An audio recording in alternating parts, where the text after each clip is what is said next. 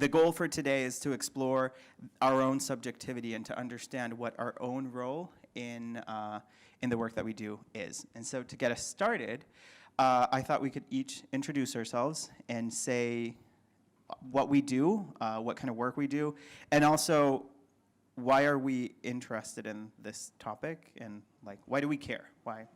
And so I don't know. Do you want to go first, Zoe? Cool. So I'm starting. So my name is Zoe, for the ones that don't know. I'm a senior UX designer at Foolproof, but I do research too.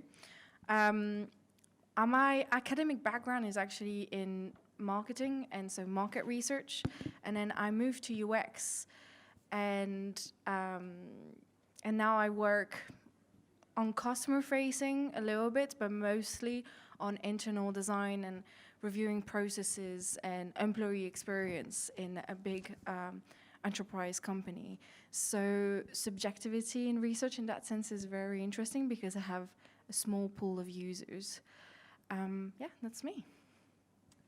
Hiya, my name's Karen Cham. Is that working? Yeah, is it? Yeah. And I'm Professor of Digital Transformation Design at the University of Brighton. My interest is in human-machine convergence and next generation products and services. And I am a research-informed designer. So I'm very much, I've done a lot of UX. I wrote 3 UX master's courses, and so I research and design in a sort of fluid flow at the same time. Research-informed decision-making as part of design process. So my name, ooh, that's loud. My name is David Attwater. I don't even know what I am. I'm a conversational designer primarily. So I design conversational interactions. As part of that work, I do also get involved in some more fundamental speech science and machine learning. My background is as an engineer. I do a lot of research. And I wasn't entirely sure whether I should class that as UX research, but I went to Nick Fine's workshop on yesterday and discovered that pretty much everything that he's describing as UX research is exactly what I do. So I do spend a lot of time working with customers, and perhaps we can describe methodologies later. The thing that shocked me in preparing for this session is just how subjective my research really is once I've thought about it, so we can perhaps come on to that. But it has shocked me just how many places in the research process that I follow is open to subjectivity, and it's probably true of all of us. But yeah, I think that's part of why we're here is acknowledging the role that subjectivity has in the work that we do. I'm Renato. I work at YouTube, and I'm a UX researcher by job title, but I work as a photographer, and I document the lives of YouTube creators. And inevitably in that work, in the process of me showing up with a camera at a house of a YouTube creator or an online celebrity and taking photos of them, that is a very subjective process. That is, I would say there is no science to it other than capturing a story. And so that's why I was interested in this. I forgot one housekeeping thing that I have been reminded to. If you go to slide.do and then enter Google panel, you can ask questions. But I think the room is small enough that we can handle the questions. So if you want to just raise your hand at any moment, I think we will welcome your in-person question. But if you want to anonymously ask something and say bad things about us on the internet, we're all for it. So go do it there. And one thing that I mentioned in the panel, in the presentation upstairs, that someone asked me was like, well, how do you deal with the subjectivity of it? And I did not plant that question. And I said, well, being subjective is different from being truthful, and you can be both. You can be truthful, and so when I'm curating stories, I am still, I'm still telling the truth about my user. I'm still telling their story, but I am choosing what stories to curate, and in that sense, there is subjective work, and I think that maybe that could be a conversation starter of how do we acknowledge our own subjectivity, because I don't have this problem, because I approach my research as it's fully subjective and I'm totally fine with it. Do you agree or do you disagree? Like, what's your take? There's one thing I agree to a certain point. I also teach at General Assembly, And so part of the UX course is UX research, and people come with, when they first experience it, the way we teach is you go and I'm not telling you how to do it, you go and experience it, you fail, and then we talk about why you failed. And then I give you the answer. But what we tend to say, and what I try to do in my practice, is I know I'm gonna have assumptions, and through experience, I know that I have a lot of biases, even if I try not to. So I usually acknowledge them by writing them. Like, that's the way my brains work. In order to acknowledge something, in order to take it out of my brain, I need to write them on a piece of paper or on a whiteboard. So these are my assumptions. These are my biases. This is what I think is gonna happen. Now it's captured somewhere, and I can kind of try to forget it for the time of the research. And then once I've completed the research with as much of a blank mind as possible, then I come back to my assumptions and I try to question them with the research. So I agree that we need, like, I personally believe that that subjectivity is adding value to our research, but it's good to put it aside when we actually do research. I think that's a good description. I think I always start with, because I don't consider myself a researcher, I consider myself a designer. So I always start with assumptions, but as I said before, I always develop and test the assumptions. So there's not much chance of, and I don't care whether I'm right or wrong either. I'm not trying to prove anything to anyone. I just want to find out what's going to work. So I wonder if the notion, I suppose it depends why you're doing the research, how you're doing the research, and what the aims are. And for me, I'm only doing the research to get myself a starting point in the middle that I'm going to develop and test from with further research. So there's a big iteration for me. So I'm always subjective.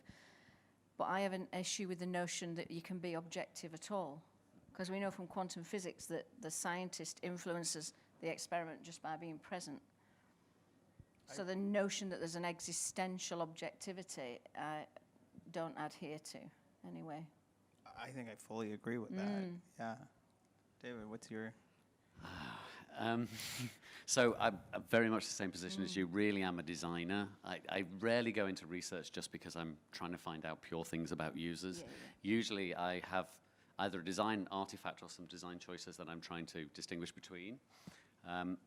Or there's some underlying, we're very behaviorist in our approach. So I do quite a lot of multivariate testing on large sample sizes. So for example, we take live, we intercept calls in a call center, and we'll subject them to Wizard of Oz methodology. So the callers don't realize they're going through different variants of a user interface.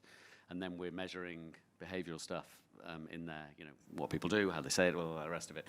And on the surface of it, that looks really scientific, and I pride myself as a scientist. But there are huge biases in there, I think. And the biases are, for me, usually, I think, around the way that I set up the test and the questions that I ask in the first place, not necessarily about how I analyze. I don't know if that's true of you. I think that's a really good point. You describe yourself as a scientist, because I spend a lot of time with scientists. So I always explicitly have to keep saying, I am not a scientist. Because at some point, somebody would say, this research is really bad science. And that's why I say, well, actually, it's not science, it's actionable insights. And I'm a designer, and I can do what I like.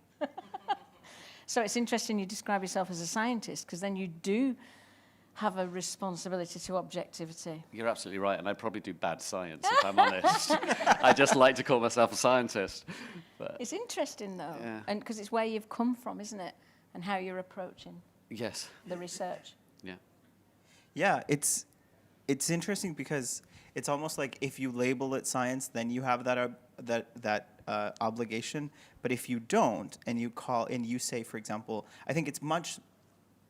This is my opinion, but I think it's much less problematic to the outside world if you say design is subjective than if you say research is subjective, right? And so if you as a designer say, well, design is subjective, you hired me because I am here to bring something to the table, but there's this expectation that as a researcher, I'm not going to bring something I'm not going to bring myself to the table. And I think that is an incredibly dangerous approach to research, because that's how giant bias goes unnoticed in the research that we do. And something that, for example, at YouTube, I'm always very careful about because I do a lot of international research and I go to countries where I do not understand the culture. I have nothing in common with the culture, and I need to be very careful when I approach my subjects because in reminding myself, for example, that similarities are as insightful as the differences that I might see, the differences that I might have, contrasting the reality that I'm seeing with the reality that I'm finding in a place, for example, like Mumbai or in a place like Jakarta.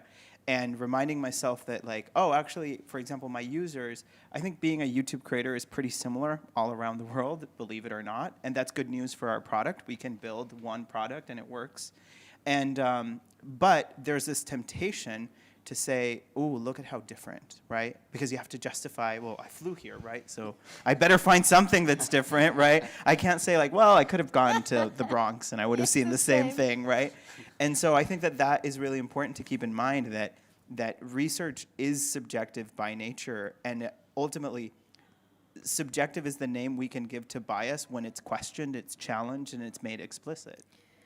So what you just said right now is really interesting. But so when I talk about research, I usually start with design is subjective.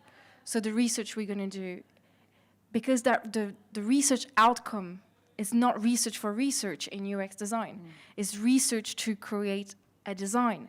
So if design is subjective, research needs to have some subjectivity because we are researching a sample. We are not designing a new universal product or a universal feature. We are trying to ground our product in actual behaviors, in actual experience.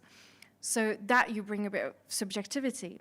And then when you talked about this idea that people automatically think that it's going to be different in everywhere in the world, I had a recent experience with that. We did a big piece of work that included 4 weeks of research and another 4 weeks of design for a big insurance company.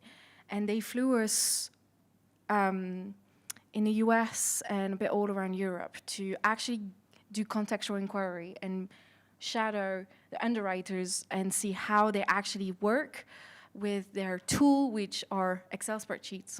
And the hypothesis of the assumption of the company, of the people that actually asked for the work was, well, it's going to be different from all over the world, so we need to find a way to consolidate all this. And what we were talking about at the beginning of acknowledging all that assumption is a good thing, because then we have something to, that's what you were saying, proof of disproof, but not with an intent of proving of disproving, but just showing this is what we have observed. Yeah. But we can only draw conclusion from what we have observed if we have a starting point. Yeah, so I think that's important, because I don't think we're not looking for absolutes, like science might look for absolutes. We're looking for heuristics that takes us to the next step in an iteration. So it's very much not about science in that sense. But I think what you said before about putting all your prejudices up on the wall to start with is a really important point. You know, there are serious situations where technologies have been developed and they've not been a human, like for example, iris recognition and facial recognition has a really high error rate on black skin and eyes. And Nigeria's rolled out a load of biometric passports and everybody's going to look like the same 12 people or something, because it's not, you know, it's gone to, there's a lot of tech that goes to market. None of the prejudices have been addressed because people are working in a, you know, a lowbrow way and not developing and testing anything with the user groups. So I think this is the point where some elements of objectivity have to come in, where you start thinking, I don't think UXers do this. I think we're interested in detail and difference and heuristics and humanity, actually. I think that's why you end up doing this job. But I think there's a lot of tech development where we're not involved and where this ethos isn't involved. Yeah. Do you want to? Oh, no, go ahead. No, I've not. Oh, okay. Yeah. No, because well, I had a structure for today, but clearly it's gone. It's gone. That train has left the station. Because that actually, I think that something interesting then is I like because it's so pragmatic of like putting on the wall your biases or your assumptions. I, for my photography, have a set of rules for how to deal with iconography, because I visit people at home and I take pictures of the things that they have at home. And so, for example, you can visit someone in Mumbai and you can find a religious icon. You can take a photo of that. You can then visit someone in Mexico City and you can find a different religious icon. And if that photo goes unexamined and you put it in a research report, you're kind of letting people interpret whatever they want and project whatever ideas they have about religion onto that. So my rules are very simple, and it's no iconography for decoration. So if you're going to India and you expect you have an idea of what that looks like, you need to quickly get rid of that idea. Otherwise, we would all come back with photos of like Ganeshas and, like the what's the name of the celebration where they throw the Colour festival. the color, yeah, right, which now there's like marathons that do that. And so like that becomes the style. And so the rule is you don't decorate with iconography, and any iconography that makes it to a report, you actually must talk about it. Otherwise, you're leaving this giant space for interpretation. And an interesting story, and then we can, I'd love for us to share stories, but a different team hired a videographer once to come to India with them. And they sent me their first rough cut of the research they had done with YouTube creators. And they're like, can you give us your feedback? And the B-roll was all National Geographic India trip. And then the creators were like in front of like computers doing really the technological things you would expect creators to do. And so my feedback was like, who did this B-roll, right? And it turned out right that during the weekends, during their time off, they had gone to the regular places you would go to as a tourist, and that was all their B-roll. It had nothing to do with the users they had met with. And so I had to be like, you need to cut all of this B-roll, because unless you spoke to our users about this B-roll, it doesn't make any sense to include it. That's really actually very intelligent and rigorous of you, and a really important point. Because that's subjectivity, isn't it? Their reflection, their narrative reflection on their experience of the tourism of India has actually got absolutely nothing to do with the case in point. So maybe that's a point where subjectivity had overcome. I'm saying the opposite now. I said I don't really believe in objectivity. But there's a kind of balance where you shouldn't let your heuristics override your professionalism, I think. You're right, because David came to this as a scientist and discovered he was subjective. I came to this as like, I'm fully subjective, like No, don't expect any yeah. objectivity And from me. you're I'm not. like, no, I actually have rules. I'm gonna leave like, I have a formula. I'm a scientist. But when is as a UX professional, when are you just subjective? Because I'm Zoe, that like French 20-something, or I'm subjective and that's my UX expert persona. So I'm using my subjectivity to add value. So where is that line and how do you find it? So in preparation for this workshop, I decided to be entirely self-examinating, and I discovered a couple of dirty secrets. So I thought maybe I'll share them with you, subjective dirty secrets, and see whether you have any to share. For me, on reflection, I've discovered that sometimes the truth that I report is affected by whether I'm going to win a follow-on contract or not. Ooh. On the outcome. I'm being honest with you, because I'm sure everyone in this room lives in a world where budgets do matter and you do need to win follow-on work. Yeah. So that was one of my dirty secrets, and I fight against it, but it's there. So I thought that would be worth acknowledging that, and that's the answer to you, what's a very human thing, because that is really just all about me. And the other thing I discovered, which I think is slightly more interesting topic, and I think you may well understand this as a designer, is there are some things that I just know it doesn't matter whether I'm right or not, because they just don't matter. if I look at the overall design process, I know there are some questions the clients are asking that I just don't know. I know it won't matter if they do A or B. It just won't matter. And it's easier to find them an answer than it is sometimes to tell them that it won't matter.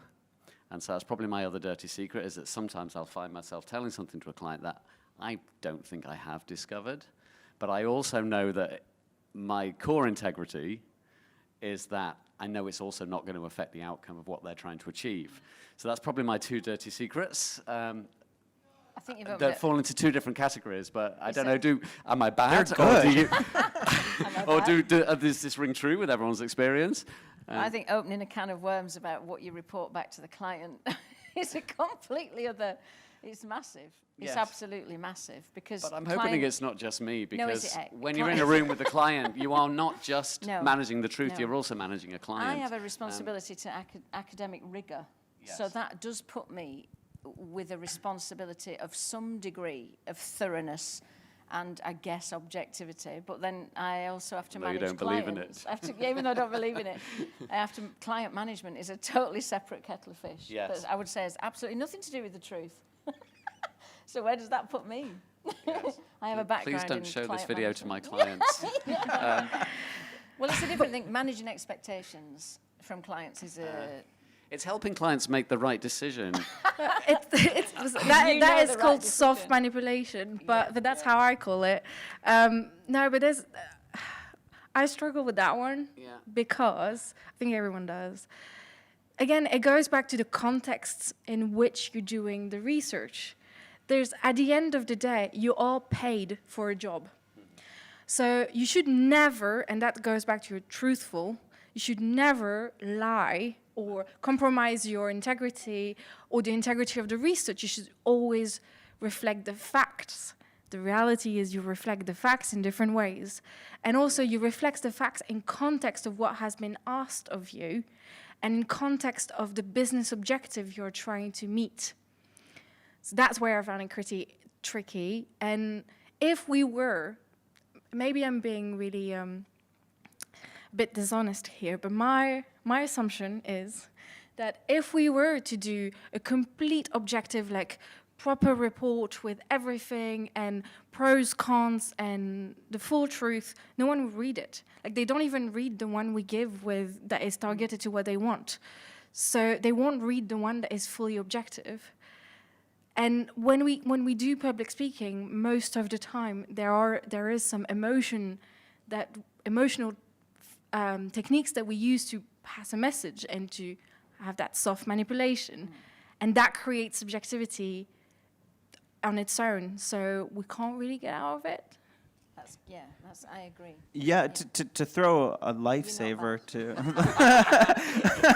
you did this really to yourself, dirty here. buddy. But let me I do think that what you're saying by manipulation or lying is curation, which is not the same as lying, Well said. right? Like Client management. it's the client management on that part is saying, okay, how do I tell a story that drives the impact that I ultimately want for this organization that is paying me, right? Whether for you it's client or for me it's my company. And I don't think that it's this giant ethical dilemma to say, I have more stuff than what I can show you, and I am going to curate a story for you that allows you to have impact. That's what I meant to say. Okay, great. May the record Right be there. corrected. We No, won't edit but the it's video. interesting We because won't- I like to see myself as a scientist. I do feel the need to lay out all those facts, regardless of whether they're relevant or not relevant or whatever. Yeah. And you're absolutely right. The process is one of curation, of having to decide which of these are relevant, which ones are actually going to help the client achieve their goal. Well, it's what you're bringing to the table, your background and your training. I mean, you feel you've got a responsibility to lay everything out, and that any form of curation is somehow Disingenuous. yeah. Whereas you're a photographer, and you know that curation constructs the content. There's you're working really subjectively, I would imagine. Yeah, I mean, you can't expect. You can't just take a picture of everything, can And you There'd can't be no expect picture. that in my report you will You know what I get mean? every single picture that I took. Like if you, forget about UX research and photography, but if you hire a photographer, you hire someone, you say, come do my wedding, come do even like a New York Times article. It is absolutely unrealistic for you to say, I want every photo that you take. You're going to give me all of those. The person is going to put together a selection of the story that they want to tell based on your parameters, right? And so why would, as researchers, why would that not apply? Like, people aren't saying, like, give me your little notes because I want to look at them, right? Your field notes are yours, and then the story you put together is what you deliver to a client. So we're playing with objective constraints, we give back facts and insights, but we wrap all of this, the entire recipe in storytelling. And the fundamental problem is, how do you tell a story in a non-subjective way? You don't. That's back to my point. And how does that say, like following that on further, if you are bringing your own subjectivity to the table, how does that play with ethics? So if you're hired by a company who you, let's say, obviously extreme one side or the other, who you ethically do not agree with, versus you are ethically in massive agreement with, or you want to see them do more, or you want to see us do less, how does that affect the outcome of your? I was going to carry on with your analogy of taking pictures at a wedding. For me, it goes back to what you're asked to do, and then I'll answer that properly, if that's all right. If you're asked to document somebody's happy wedding, then your aim is to produce pictures that capture the happy wedding. That's the brief. If you were sent in as an ethnographer to get under the skin of the family and reveal all the hidden dynamics behind the happiness, you create a different set of photographs. If you go there with the brief to capture the happiness and you accidentally catch the groom snogging the bridesmaid, you do not hand that photo over. It's outside the brief. So bear with me. But Please keep going. It's outside, but it is outside your brief. You were not there to reveal anything. It wasn't a tell-all documentary, Yeah. So back to the question in hand with the ethics of certain companies. I have, you sometimes find yourself with that photograph. Sometimes you just don't work for a company. I had a PhD student years ago who didn't want to work on a project with B Sky B. It's just I'm not interested, don't work for Murdoch, end of story.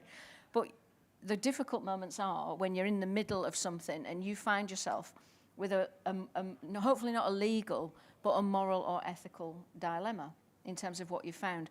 And then it's up to you and your experience to decide, is this going to help solve the brief or is it not? Is it outside of the brief? Does it help deliver what I've been asked to do? Or is it extraneous to the brief? And for you to say, sometimes you just give them an answer because telling them it's not relevant is going to be more trouble is totally normal, I would have said. And Because they've hired me to design something for them at the end of the day. Yeah. So it's those in-the-moment questions of whether it answers the brief, whether it needs to be raised as an issue to the management or, But it doesn't even have to be with ethics. So ethic is the extreme scenario. Yeah. But going back to that insurance company, my initial bias was, that's going to be so boring. Like, I'm going to have to talk to people that hate their job. It's going to be great. I'm going to have 3 weeks of miserable people in front of me. Turns out they absolutely love their job, and they managed to explain to me why they loved it. And I end up not wanting to do it, but loving it too. It's like, I completely empathize and understand why you do love it. So that's the first part of putting your thinking.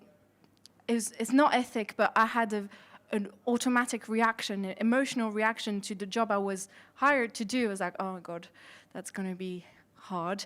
And it wasn't. And then I had to catch myself like, yeah, you did it. So go back to your objective self. The second thing was, and we have this in so many projects, I'll say a good 40% of what we found during that contextual inquiry was not the brief, was not what they wanted to hear. And so not even it wasn't the brief, but I'm pretty sure they didn't want to hear that.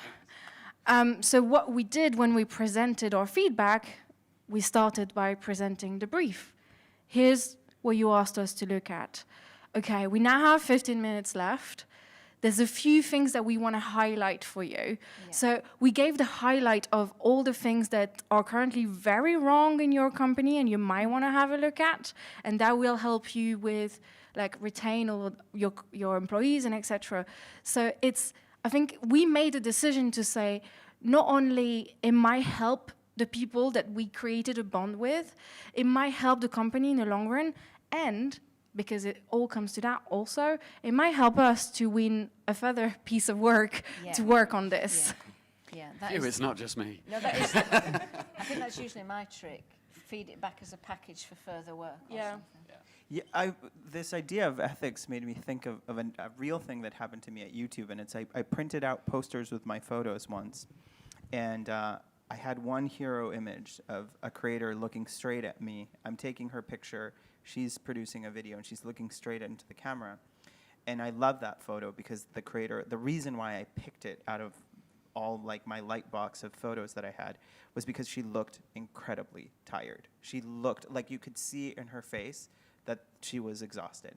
And so I printed it huge and I put it on a poster on the wall, and then I got an email from someone saying, hey, she looks really tired and you have photos where like she looks so pretty, why don't you put one of those? And I thought like, well, how do I respond to this? And ultimately what my thought process was, I don't work at Vogue. I'm not here to show the glossy side of this celebrity. I'm here to show the reality. And the reality was, well, why am I putting you on the wall? I'm trying to get people who work here to understand how much work goes into this. And you being tired at the end of the day, right? This creator being tired at the end of the day is part of the insights that I'm there to share. Otherwise, I would just bring them into a studio and do some glossy, like magazine photo shoot with them. So I think that it's also, to bring it back to your question about ethics, I think it's also about understanding what the goal of what you're doing is and drawing the line at, well, let's keep an eye on the ball, right? And if the ball is insightful, if the ball is, I want to do this for a certain reason, then not allowing people who might have vested interests to have a hand in what actually makes the final cut. Like someone saying, wouldn't it be nice if our walls had like happy people? Like, well, no, there's a dark side to this, right?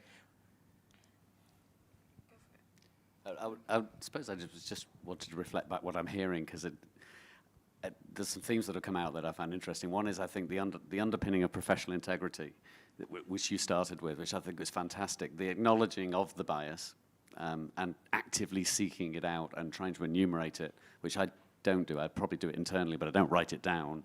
I think that's really important. And then we've moved up a layer from that and then acknowledged that the brief, to some degree, overrides the reporting of that. So we would self-acknowledge it, and we may even document it, but it doesn't mean we have to blur all of that out, because what we're then trying to do at the client level is help them achieve their goal. There's an integrity in that as well, but that involves storytelling and editing. Does that sound like a summary of where we've got to? Yeah. I think for me there's another point also, and there's something that we have discussed recently at Foolproof, and it's something that reflects your talk a lot, Renato. That's why I loved your talk so much, is medium and the way we share our insights. And so we, like I said at the beginning, we do those massive PowerPoint reports that no one reads, or they do read it, and you try to do like the big full report, and then you do the executive one for the big board, and so there's like 20 slides and 5 slides, etc. By the end of the day, it's another report that is going to sit in a server that everyone's going to forget, and then in 6 months, what was the thing that agency did for us? And then they won't find it, or maybe they will, but. So how can we make something that live and something that actually tells the story? And that's what you have been doing at YouTube, and that's why I love it so much. It can, on top of it, maybe the medium can also help us understand our users better. We did a piece of work recently with a researcher, a friend at Foolproof, for Adobe Rush. So it's editing tool. It's kind of like a movie, but Adobe. And our target audience was supposed to be vloggers and like people that were trying to be influencers. And we realized that neither of us were vloggers or influencers, and we had no comprehension of what was the tool. So we decided to vlog the whole experience and use the tool to edit our video, and that gave us some insight and helped us to actually create another piece of research that was not in the brief initially, but we only were able to do this by just trying and just trying to do something different with our research. And it ended up being something that was shared across all Adobe as like, this is what you can do with our tool. And just last thing, our initial assumption was that, you know, that vlogger or influencer is that picture perfect Instagram girl. So we had like a gender, a type, everything. And turns out the client had the same bias. And when you had one piece of feedback we had on their homepage was, this looks like a 50-something white male interpretation of what a millennial is. So it's basically trying to, what do you think, that's a question, what do you think are like trying to get in the skin of who you're designing for? I think questioning your assumptions is a core part of your professional practice. It has to be, surely. As any form of communication designer, you must somehow question and test your assumptions. You know, I wire people up. Do you know that? Yeah, I wire people up. So for me, because like ECG and stuff. Yeah, yeah. I did some work with Seren before they were part of EY, where we were trying to, rather than asking people how they feel about things, because for me, asking someone how they feel is just a reported response, a socialized response, and it meets a load of contextual subliminals that are like preloaded in the situation. So I always felt that there was no point asking anybody anything. So building off the back of eye tracking, I just started like rolling out more and more stuff. And eventually we were using eye tracking, facial recognition, heart rate monitoring, galvanic skin response, and EEG. And believe me, you don't have to ask them anything then. Because all your zigzags tell you everything you need to know. So we started to look at mapping those different metrics and giving us insights into different precognitive states, so that we knew an unsocial, like your limbic system, like the way that your hair goes up on the back of your neck and everything. It was easier to test in gameplay because gameplay is really visceral. It's more difficult to test on, like an insurance website where people are like not that emotional anyway. But it does give you really interesting insights into precognitive responses, which are unsocialized responses. But what we did find is they are ideologically constrained. So it's almost like culture's dyed in the wool. So the things you find offensive are, you've learned, the kind of, a lot of it is learned.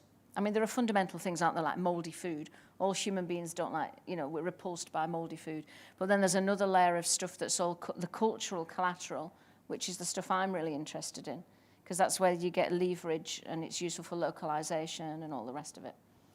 So, what was the question? What's that got to do with bias?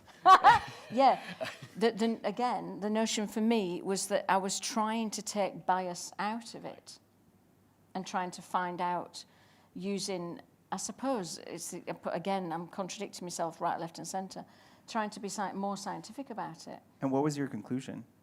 Well, if I can use it, it's valuable. Okay. So this is when I have to be very careful and say to scientists, this is not science, because I'm not telling you anything fundamental about human beings. I'm not telling you anything fundamental about that user group, that culture, that society, that person. I'm generating an actionable insight for a development cycle. End of story. And that works better for that deployment, and this works better for that deployment. It was kind of a way of evidencing for clients, because they don't believe you, do they? In fact, listen, mate. It reminded me of one more dirty secret. Yeah, well, they never believe you. So, because I've been doing this a long time. So it was a really good way for me to go, I told you it was needed to be read, Can I add one more dirty secret? Yes. But I'm going to ask it as a question so that I don't incriminate myself so badly. Have you ever designed a test that you know the answer to, but the client needs to see the results? Yes, every day. Yeah. Just checking. I've never done that, obviously. But No, of course, not you. Well, they don't believe you. That's why you have to do the bloody and that's stage test. management. It's pure stage management. Yeah. That. Yeah. Yeah, but I think happens. that we've now reached like the end of the subjective conversation, and Yeah. now we're just like complaining about our jobs. So I think that this group therapy session is wonderful. Let's include you in our therapy session and just ask questions. Yeah. Yeah, so connecting several points that you guys made. Sorry, can you hear me? Yeah, connecting several points that you guys made. Basically, and your last point was very much to what I want to try to refer to right now. It's, okay, the baseline is, as human beings, we interpret the research that we do in a way or another, putting in our interpretation, so it's kind of biased with our biases. So, for example, as in Renato's example, how much do you think were influenced by the general state and thought and reality that was around YouTube, around your team at that point, about how they were thinking about your users? For example, if the common pattern between the thoughts was that our users are happy, you selected and you extracted the tired, exhausted picture to apply in front of everyone. What will be the case if the context was different? What will be the case if everybody thought in YouTube that our users are tired? Would you have picked, someone happy, someone? Yeah. So it goes back to your brief as well, right? Yeah. What you mentioned in the brief. The client knows that's the reality of the customer, that's the reality of the client. We learn something that doesn't go along with that.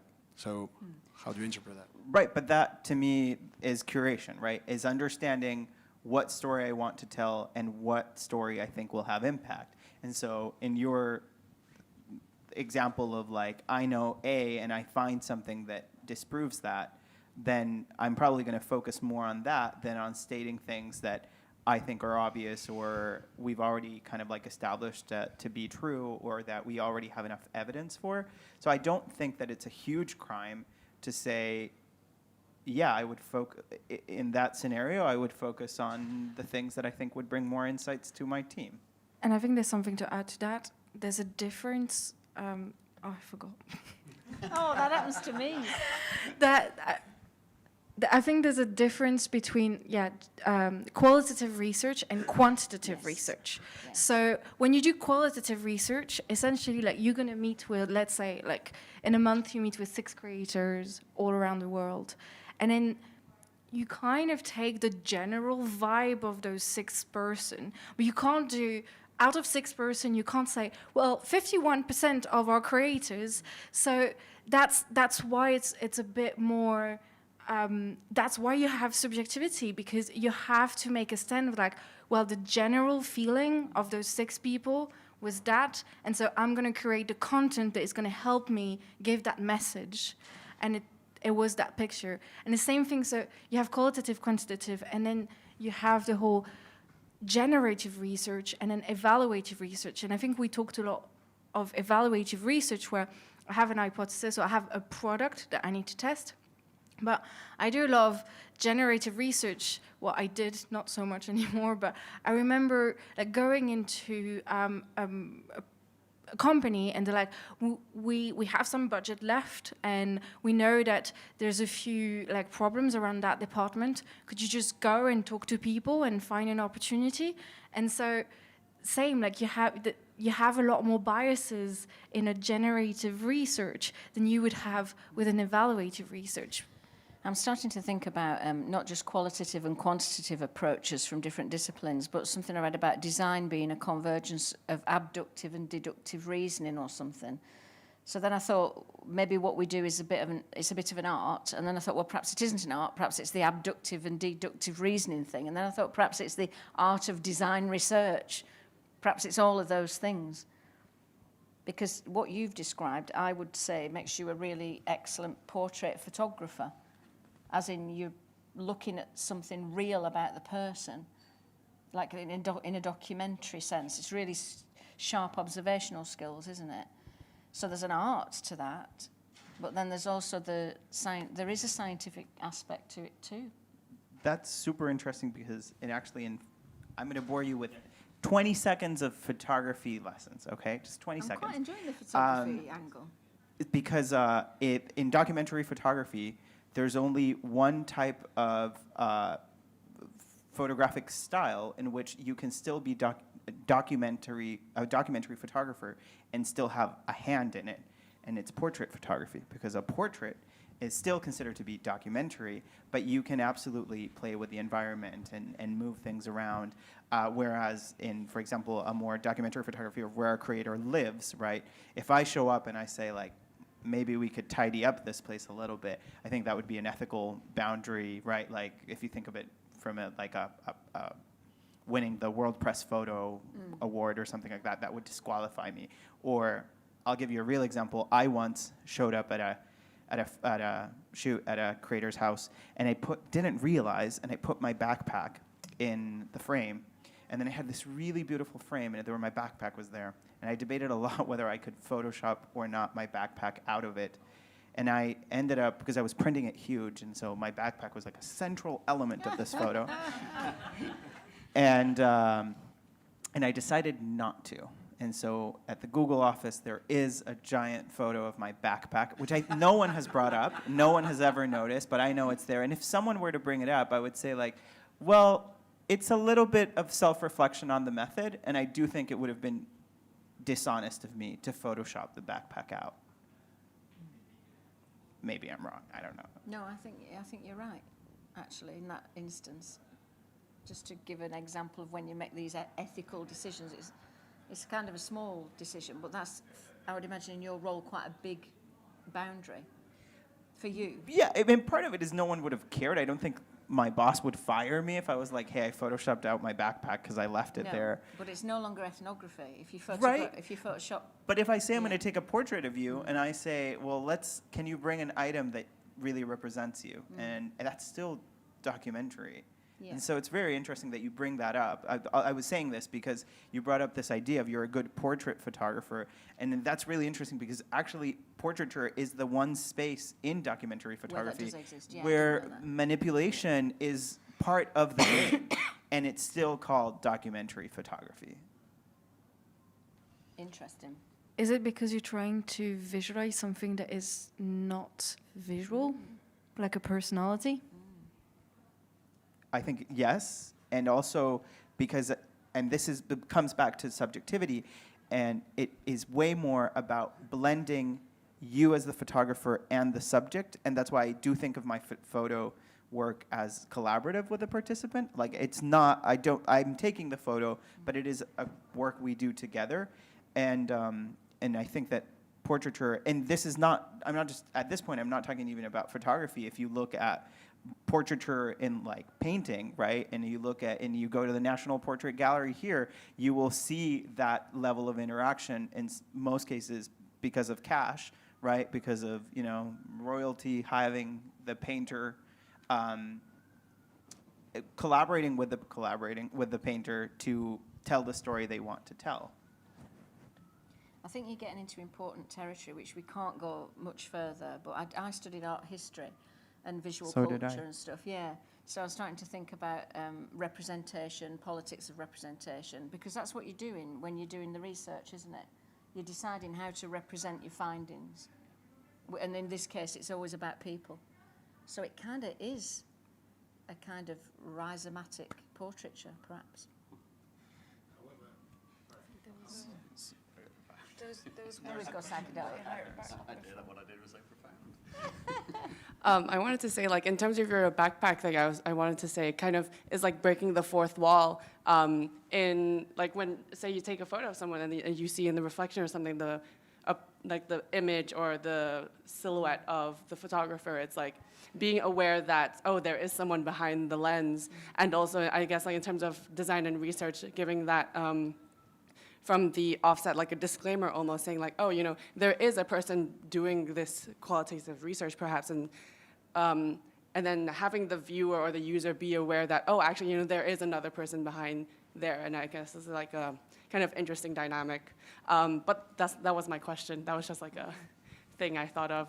My question is, in terms of you guys in your professional workplace and lives, breaking down biases or trying to remove biases, how has that transferred into your personal lives? Or is does it go the other way around? Yeah. So I'm from a very Mediterranean culture in both my families, and so there's a very machist element to it. And I've also been raised by a feminist, and I married someone from this exact same culture. So I always say, like, I love him, but I spent 9 years to make him a feminist, which is my own biases, but I think they're good. And then working into UX, I started in marketing where you kind of push a segment to people, like you have an analysis, but you kind of box people.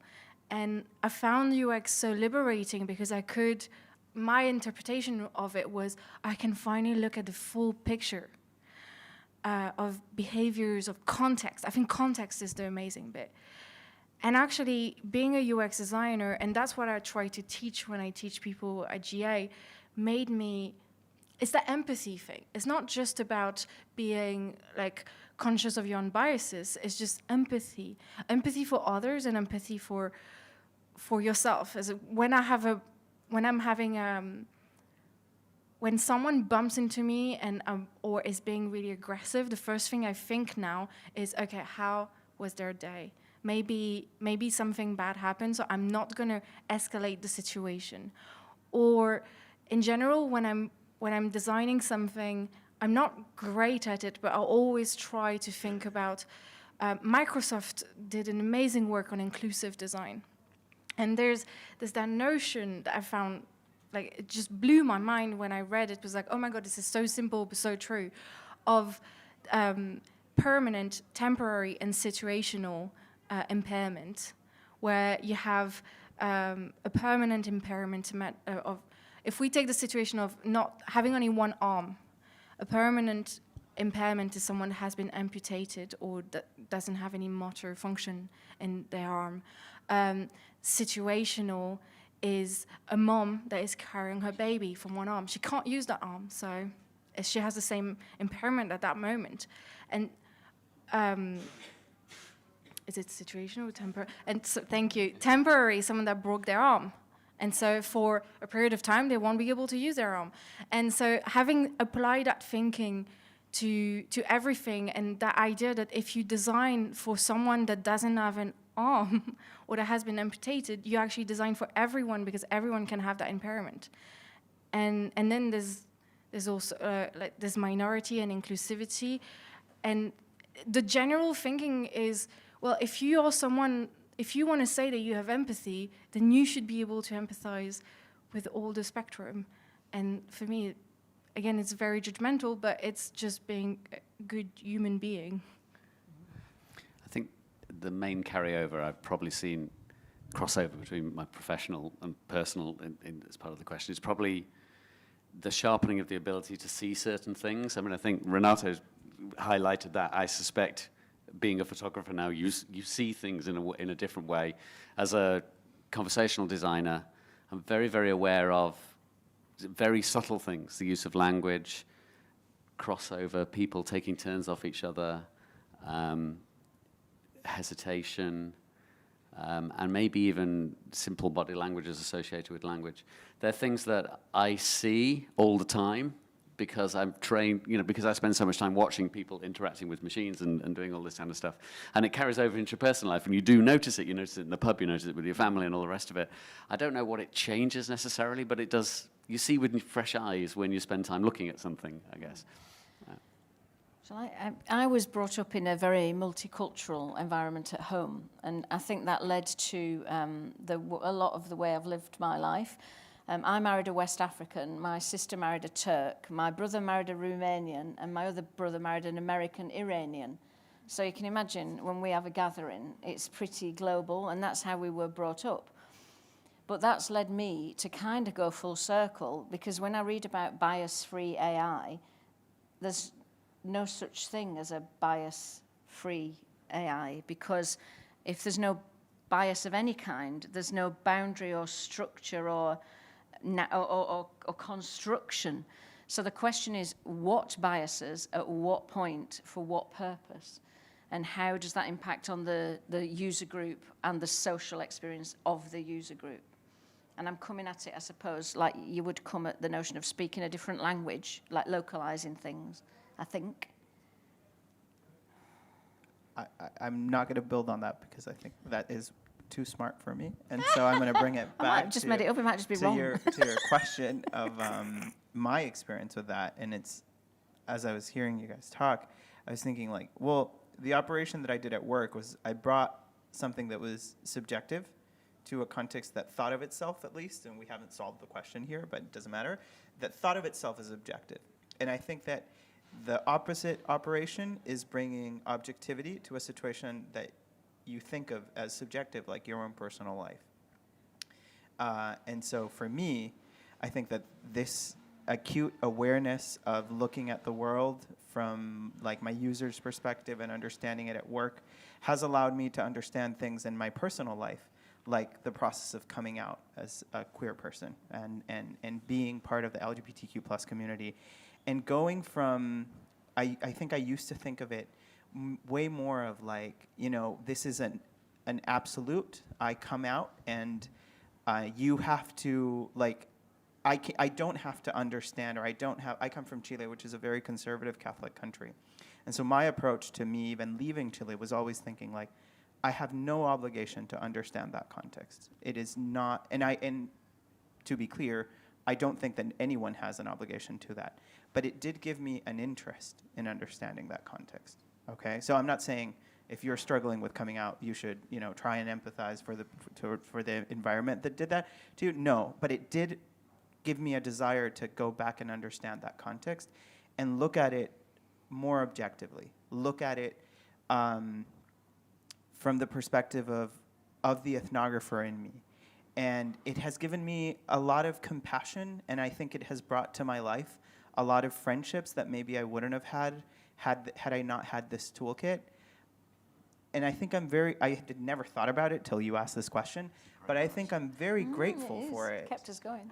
I think I'm very, very grateful for it because it has allowed me to look at my own life, at my own context, from a perspective that I never would have had. I think I would have just shut it down and said, I'm never going back to that place, or I don't identify with it.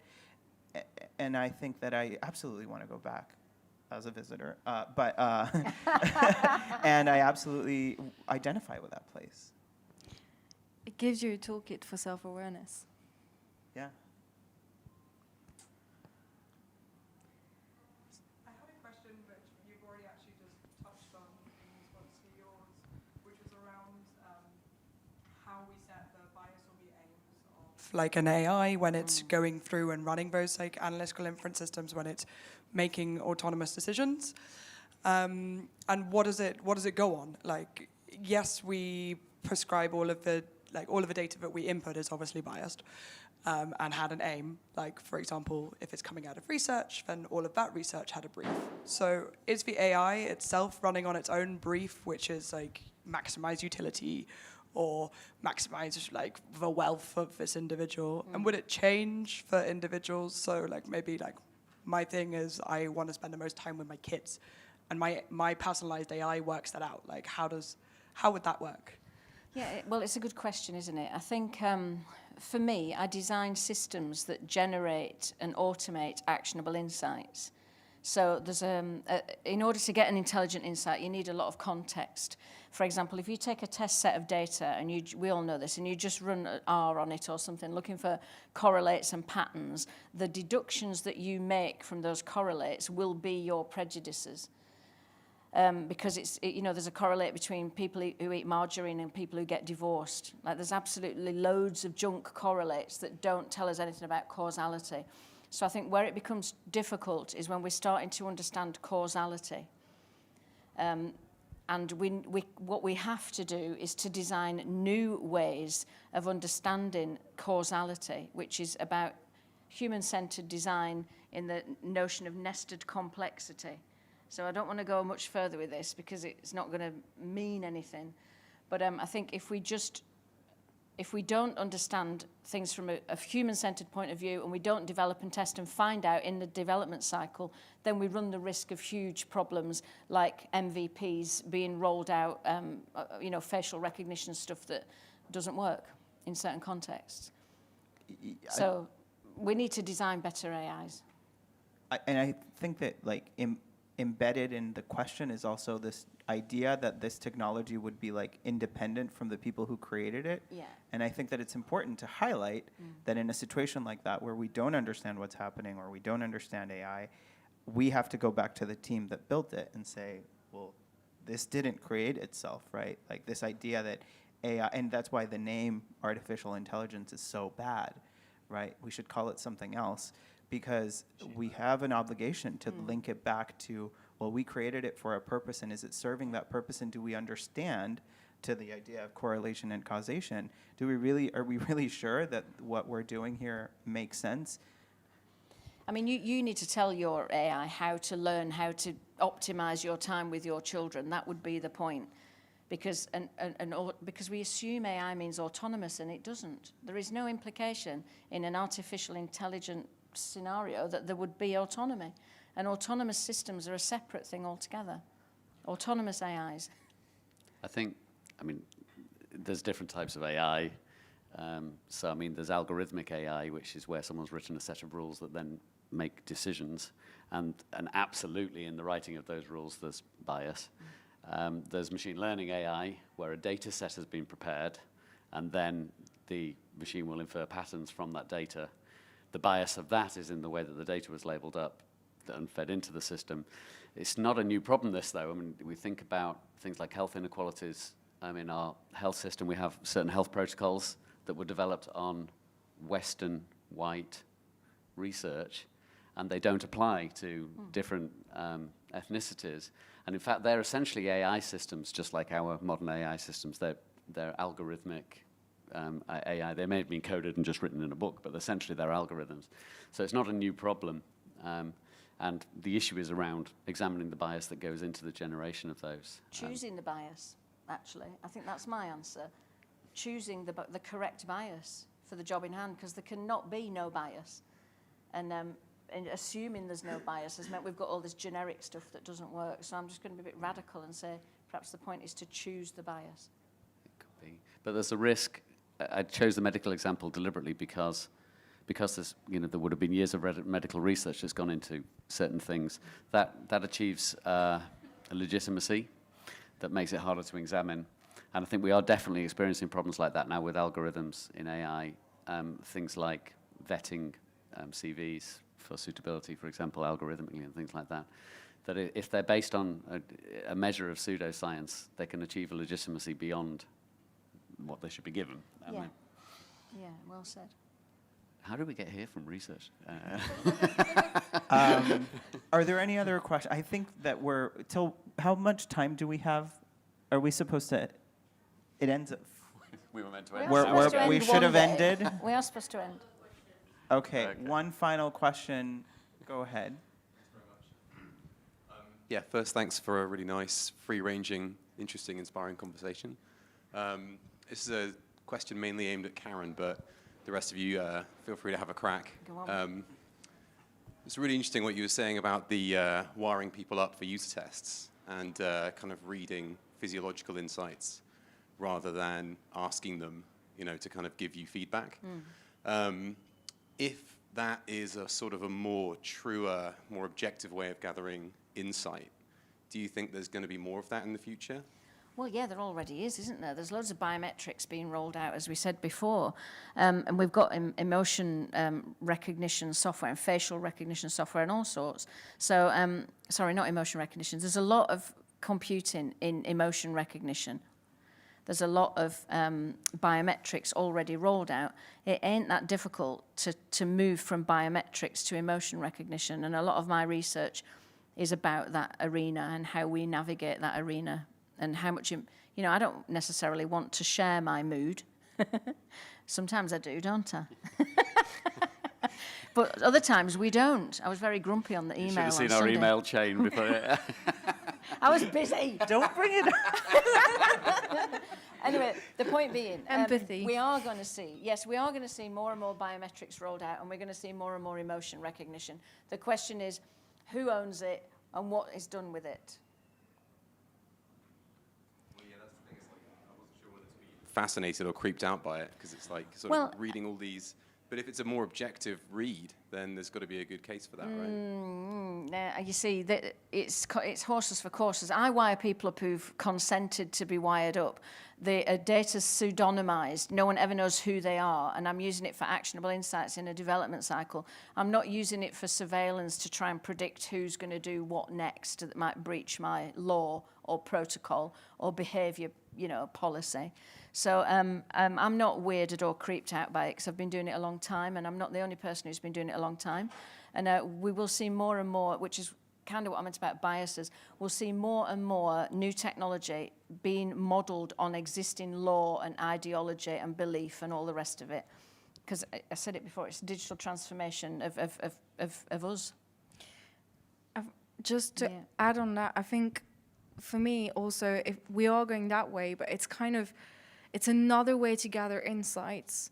It's slightly different insights, but if you look at just quantitative, qualitative, right, what we need is to, if we want to be as objective as possible, we need to have different types of researching the same thing. So we need to wire people up to actually understand what is the physical reaction and what's the difference between what they say and what their body is experiencing, so attitudinal. Yeah. We need to follow people around to get the actual behavioral research. And we need to send survey to 5,000 people to get a bit of like, okay, how is what we have observed related to the numbers? But so we're researching the same area, but not exactly the same thing, because you can't ask the questions you have in qualitative one-on-one interview or contextual inquiry that you would have in a survey. But I think that would be, from all that conversation, that would be my answer of how can we be as objective as possible, is having a variety of research methods researching the same problem area. I think that's brilliant, actually. I really like that, to ask the same questions in different ways. I really like that. And we need him taking pictures. Well, of course, thanks to the three of you. Thank you to all the people who made it possible for us to have microphones and all of that. But also thank you for coming and for giving us a safe space where we could talk about things that we definitely were not qualified to talk about. And so hopefully you can take home some ideas, not like hard rules for the things we've talked about, because I think it's clear. Let's make the disclaimer that we didn't really know what this conversation was going to be like, and I think it was interesting. So thank you for being a generous audience in giving us the opportunity to have done this. At least I had fun. Thank you. Yeah. Thank you. Thank you.